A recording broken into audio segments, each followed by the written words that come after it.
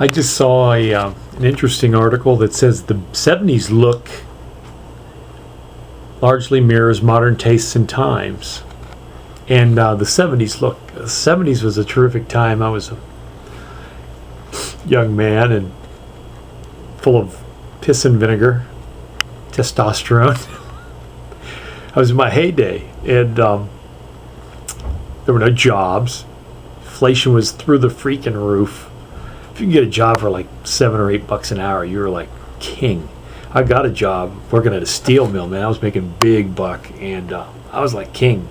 And there were no jobs around, though. I mean, believe me, everybody was looking for work, and it was just terrible. Inflation was crazy.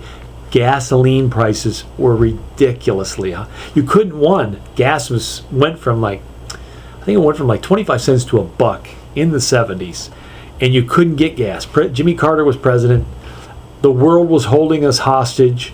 Every time you turned around, the clown was on the TV making some inane comment about how we weren't going to do this and we were going to that, and next thing you know, people were just pushing us around. And then his final act of infamy was to boycott the Moscow Olympics. I had a friend who was supposed to go to the Olympics as an archer. He was the best in the world. He had won the United States, won the NCAA, and he was an amazing guy. He couldn't go. He put his bow down after that, never picked it up for 20 years. He was so teed off at Jimmy Carter. I mean, he switched from a Democrat to a Republican too. He was so teed off.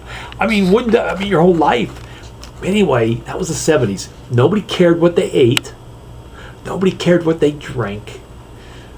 Nobody cared if they take a drug, anything. Nobody cared about AIDS. Nobody cared about anything. It was just a wild time. It was a great time.